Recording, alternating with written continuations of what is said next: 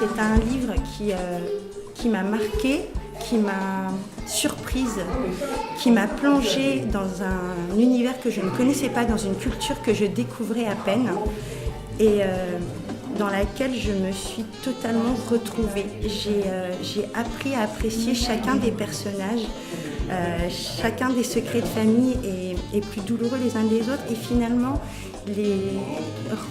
rend l'histoire captivante, passionnante, vivante. Hyper étonnant parce que c'est, je pense, autant accessible à des gens qui ne connaissent pas la culture antillaise qu'à des gens qui la connaissent par cœur.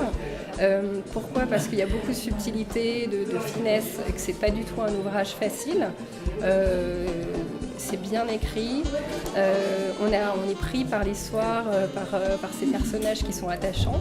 On a passé vraiment un super moment de partage et on retrouve vraiment ce côté traditionnel qu'on a même chez nous en Guadeloupe, au niveau de notre culture, dans les rondelles et roses et tout ça, où tout le monde en fait met la main à la pâte. Du coup on comprend bien le titre du livre Trempage, puisque c'est vraiment des couches qu'on ajoute les unes sur les autres et c'est vraiment aussi les couches de la société qu'on voit dans le livre, toutes les différentes parties.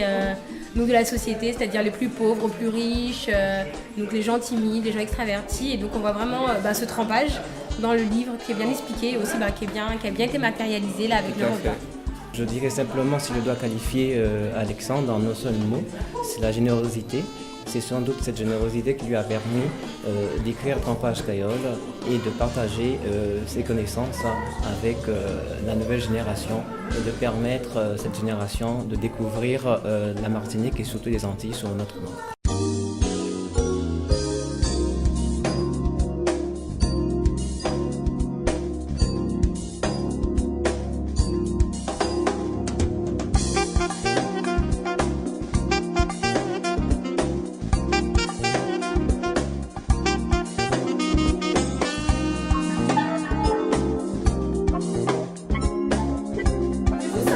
En réalité, c'est vrai que manger le trempage est quelque chose qui est extrêmement, révélateur de la personnalité des gens.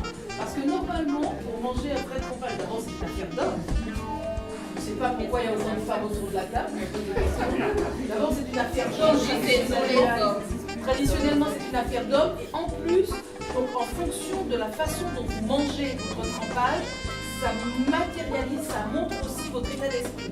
Et puis ce qui est important aussi dans le trempage, c'est le fait qu'on puisse sentir les ingrédients. Et c'est pour ça que je fais le rapprochement avec le livre d'Alexandre. Nous devons sentir chacun des ingrédients, comme nous sentons chacun des personnages et chacune des familles avec ses particularités.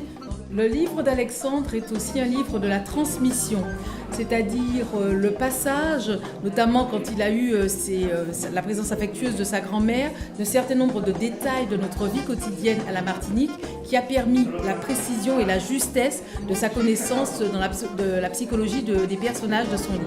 Ce que je peux dire aussi, c'est que transmettre, c'est peut-être aussi mettre en transe. Et on voit bien que Alexandre, quand il nous décrit tous ces personnages, quand il nous apporte toute cette vie, nous met en transe et nous met en attente par rapport à son prochain ouvrage.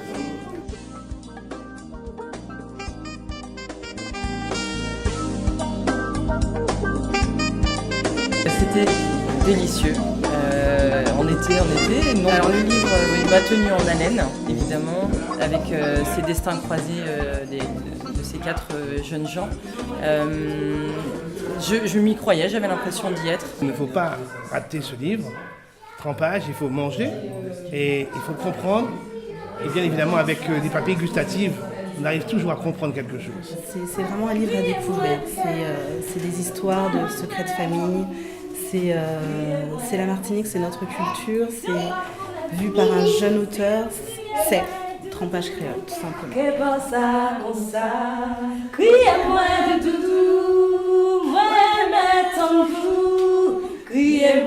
comme ça, même si on pas connaît vous, si vous criez-moi doudou, que bon ça, comme ça.